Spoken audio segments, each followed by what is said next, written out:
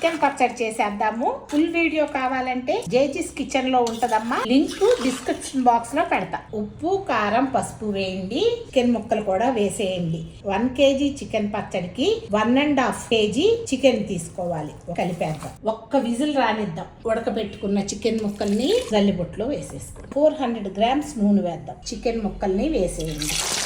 Brown colour వచ్చే వరకు వేయించుదాం. Taste look సరిపడా అల్లం వెల్లుల్లిపాయ పేస్ట్ వేసుకోండి. నూనె, కారమే కమ్మదనం కోసం కరివేపాకు వేసేయండి. వేసి వేగనిచ్చేద్దాం. నువ్వు వేయితే కనుక గట్టిగా ఉంటాయి ముక్కలు. ఈ టైంలో స్టవ్ ఆఫ్ చేసేసుకో. 3 grams కారం, ఉప్పు తగినంత పసుపు, గరం మసాలా, ఆవపిండి, మెంతులు, జీలకర్ర powder, non veg curry masala, 8 నిమ్మకాయల రసం ఇవన్నీ వేసి తిప్పుదాం. హాఫ్ అన్ అవర్ తర్వాత టేస్ట్ చూద్దాం. 1 kg చికెన్ నేను చెప్పిన కొలతలతో చేస్తే 1 kg 165 గ్రాములు వచ్చిందమ్మా.